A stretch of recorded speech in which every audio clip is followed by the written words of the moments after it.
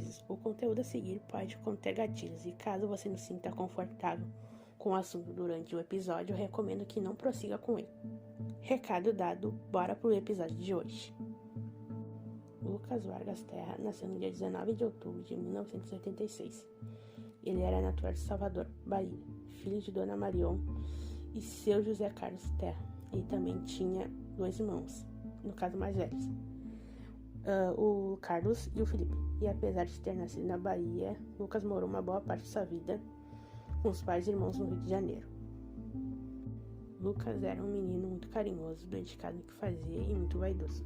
Ele sempre procurava estar bem apresentado, sempre preferindo as roupas mais simples. Ele não era muito de luxo também. Desde cedo, Lucas já nutria um desejo de ajudar o próximo e certa vez disse que queria ser médico militar, para ajudar cada vez mais quem realmente precisava. Conforme os anos iam passando, Lucas foi crescendo e o desejo de ajudar o próximo também crescia dentro dele. Sempre que podia, doava um pouco de alimento, roupas ou até suas próprias camisetas, que vestia para algum morador de rua que necessitasse. Sempre estava disposto a ajudar no que podia, e Lucas sempre tinha uma palavra de consolo, como certa vez que Dona Marion ainda estava inconsolável com a morte de sua mãe, Dona Maria. Ele disse para ela não chorar a morte da avó, pois eles tinham que crer que a avó estava bem e feliz e que agora estava na companhia de Deus. Lucas encantava a todos por onde passava. Ele era realmente muito iluminado. E no final dos anos 2000, Dona Marion já estava morando na Itália com uma irmã, que já residia por lá há algum tempo, organizando tudo para que o marido e filho se mudassem definitivamente para o país mais tarde, e onde seria seu lar junto com a família. E no início dos anos 2001, seu Carlos volta para Salvador com o filho, ficando na casa de seu irmão, para passar algum tempo por lá, para se despedir de alguns amigos e familiares antes de se mudar para a Itália. Mas Lucas, já com 14 anos na época da mudança, não estava lá muito feliz com a viagem para Salvador, pois ele ia ficar longe dos amigos do Rio. Porém, ele não contestou em nenhum momento o pai, pois ele era obediente e, por ser assim, aceitar tudo que era imposto, deixava o pai um pouco irritado. E chegando por lá, pai e filho foram recebidos por Dom Gervásio, Dona Dilsa e os seus 5 sobrinhos. E foi nessa mudança para Salvador que Lucas, que já era assíduo na igreja evangélica, não demorou muito para passar a frequentar um templo da Igreja Universal do Reino de Deus, que ficava perto da casa dos seus tios, no bairro Rio Vermelho. Ali ele começou a fazer novas amizades, frequentava o grupo jovem da igreja e até ajudava nas tarefas, das mais difíceis e até as mais fáceis. Para ele não tinha tempo ruim. Certa vez ele chegou em casa todo feliz, dizendo que o líder do templo tinha incluído seu nome em um dia da semana para a limpeza dos sanitários masculinos. Mas seu pai não tinha gostado muito da ideia e falou para ele que não precisaria fazer isso, pois já tinha alguém responsável para essa tarefa no templo. Mas foi aí que Lucas disse: "Pai, tudo que eu faço na igreja eu não faço para o homem, mas sim para Deus." E foi também nesse mesmo tempo que Lucas conheceu Silvio Galiza, de 21 anos. Galiza já tinha passado por outros templos da região antes de ir parar no templo em que estava frequentando, e que também era pastor auxiliar. Silvio já era bastante conhecido e era apelidado por alguns fiéis e testemunhas de os secretários do diabo, por ter algumas atitudes um pouco inadequadas no templo em que pregava anteriormente, e que foi expulso por causa dessas mesmas atitudes essas que não foram comprovadas até hoje. Com o passar do tempo, Silvio foi se aproximando cada vez mais de Lucas, e até o nomeando seu secretário informal, já que o menino tinha interesse de ser um futuro obreiro. E com essa aproximação, Galiza começou a gerar uma certa obsessão por Lucas, chegando até a tentar o afastar de seus amigos da igreja. E isso não foi muito bem visto, e também gerou uma certa estranheza por parte da comunidade do templo. E nesse meio tempo, Lucas conheceu uma menina no templo que frequentava. Os dois começaram a conversar e a se conhecer. E mais tarde os dois engataram um namoro, e esse namoro foi o primeiro relacionamento sério do Lucas, e ele estava muito feliz com isso. E quando Silvio ficou sabendo disso, ficou um pouco revoltado com a situação, chegando até a proibir o namoro dos dois, segundo algumas testemunhas. Certa vez, após o culto, Lucas e outro menino ficaram para limpar e organizar o local. E como já estava tarde para os meninos voltarem para casa, Silvio sugeriu para que ambos dormissem ali mesmo na igreja, e com a permissão de seus pais, os meninos ficaram por ali. Mas foi aí que as coisas ficaram meio estranhas. Enquanto o menino dormiu em um dos bancos do templo, só com um travesseiro e um cobertor, Silvio e Lucas foram dormir em outro cômodo juntos. Quando a notícia de que os dois teriam dormido juntos se espalhou entre os fiéis, Silvio foi transferido para outro templo novamente, e apesar disso, ele continuou a frequentar o templo e foi assim por um bom tempo. Então foi no dia 21 de março de 2021, por volta das 21 horas, Lucas estava conversando com amigos e a namorada na porta da igreja logo após o término do culto, quando Silvio chegou e chamou o menino. Logo após conversar um pouco, Lucas foi se despedir dos amigos e da namorada dizendo que iria ali. Quando foi questionado pela namorada para onde ele iria, o Lucas não deu muitas informações e depois disso ela insistiu para que Lucas não fosse, pois estava muito tarde, e outra porque ele não conhecia muito bem a região, mas ele foi assim mesmo.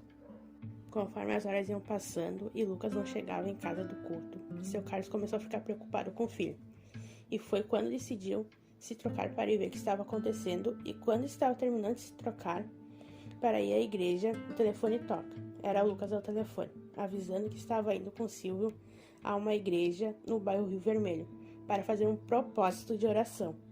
Aliviado com alguma notícia do filho, seu Carlos foi descansar. E quando foi no outro dia pela manhã, ele percebe que Lucas não tinha chegado em casa ainda. Então, seu Carlos decide ir ao templo em que Lucas disse que iria com Silvio no bairro indicado. Chegando lá, seu Carlos encontrou Silvio e perguntou pelo filho, e ele respondeu que Lucas não estava mais lá, que tinha deixado o menino no ponto do ônibus de Pedrinhas e tinha lhe dado dinheiro para ir para outro templo em Pituba. Curioso com a situação, seu Carlos perguntou para Silvio com a autorização de quem Lucas tinha ido parar em outro bairro, mas não obteve resposta do pastor. Depois disso, o pai foi até o templo indicado por Silvio e, chegando lá, descobriu que Lucas também não estava lá. Depois de uma breve conversa com o responsável do templo, seu Carlos saiu de lá mais nervoso ainda e perguntou para várias outras pessoas se tinham visto o filho por ali, mostrando uma foto que ele tinha levado com ele na carteira. E quanto mais o tempo passava, mais preocupado seu Carlos ficava com o sumiço de Lucas. Foi quando decidiu ficar em frente ao templo de Santa Cruz até o início da noite para ver se o filho aparecia. Mas ele não apareceu.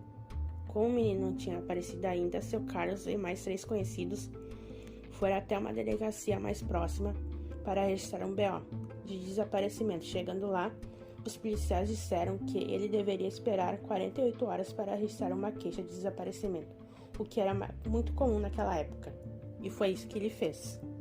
E ainda não acreditando na versão contada, o que tinha acontecido com Lucas por Silvio na noite passada, seu Carlos voltou ao templo com um amigo do filho e perguntou de novo sobre o filho, e Silvio contou uma outra versão diferente da história que ele tinha contado na noite passada para seu Carlos, dizendo que tinha deixado o menino em frente à Ceasa, e foi aí que ele ficou mais enfurecido ainda com a situação. Furioso com a situação, seu Carlos saiu do templo e foi fazer alguns cartazes para espalhar pela cidade. E enquanto esperava os cartazes ficarem prontos, ele recebeu uma ligação de uma pessoa que se dizia obreira, informando que a polícia tinha encontrado um corpo carbonizado em um terreno baldio em uma avenida próxima ao templo que Silvio trabalhava na época. Seu Carlos de começo achou meio estranho a ligação, pois não conhecia tal obreiro, e também só quem tinha seu número era o seu filho. Mas mesmo assim foi conferir se era ou não o corpo de Lucas. Chegando no local indicado pelo tal obreiro, o mesmo rapaz que trabalhava na gráfica e que tinha culpado seu Carlos disse para ele que ficasse dentro do carro, que ele mesmo iria ver se era o corpo de Lucas. Algum tempo depois, o rapaz voltou e ele disse que o corpo carbonizado não era o de Lucas. Seu Carlos até sentiu um certo alívio depois da notícia.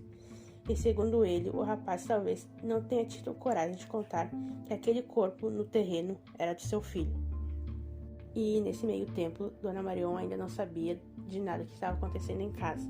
e toda vez que ligava e pedia para falar com Lucas, o marido sempre dava uma desculpa, dizendo que ele estava ou com os amigos ou na igreja. Seu Carlos preferiu não contar para a esposa o que estava acontecendo, para que ela não ficasse preocupada com a situação.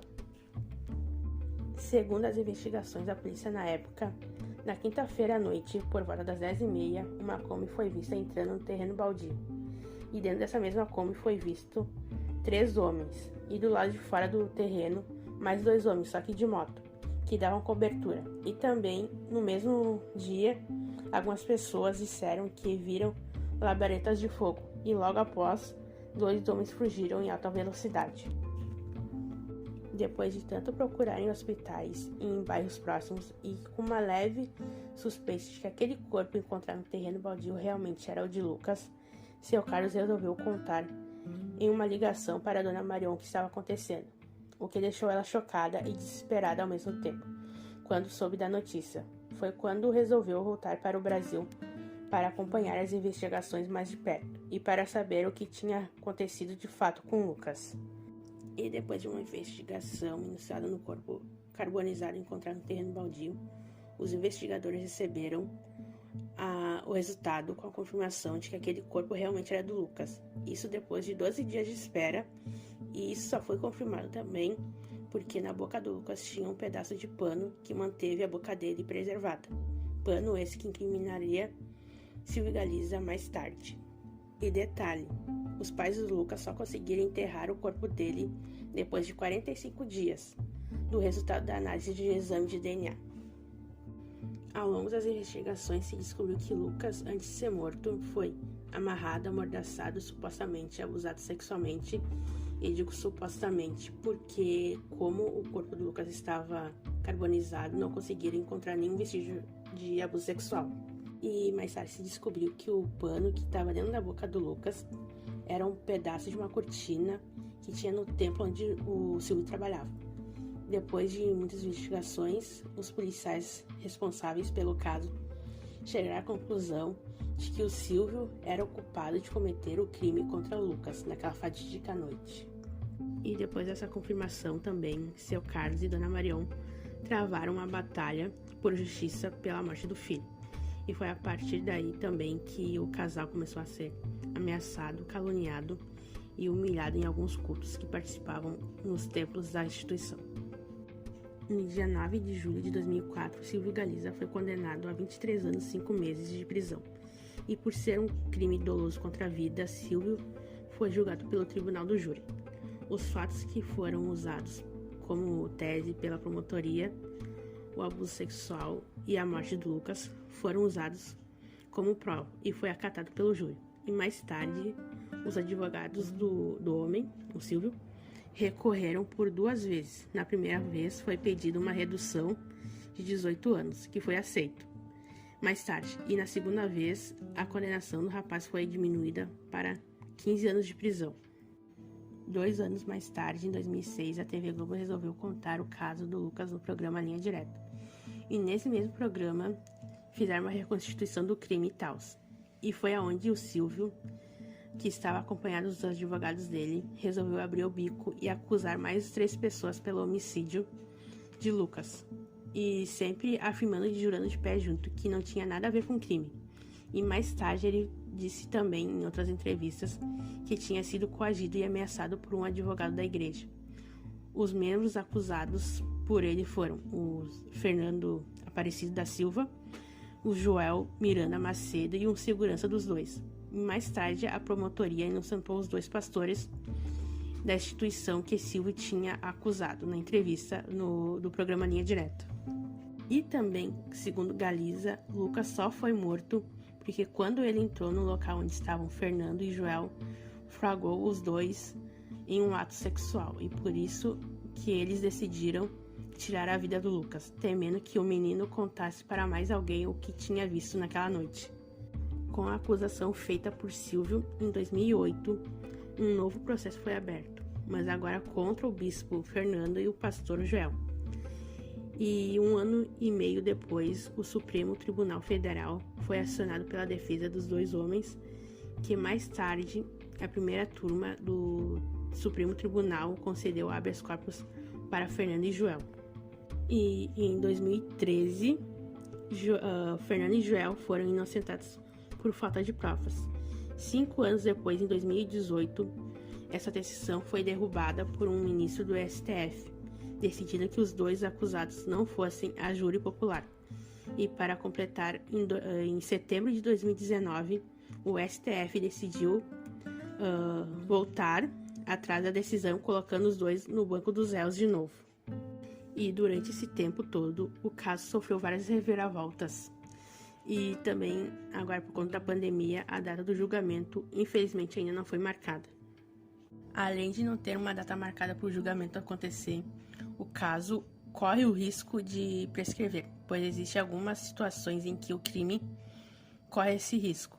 Por exemplo, uma delas é que já faz 20 anos do ocorrido, onde o caso pode prescrever e os acusados podem ser inocentados do crime. E outra situação é que estamos em meio a uma pandemia, então isso pode prejudicar nos andamentos do julgamento.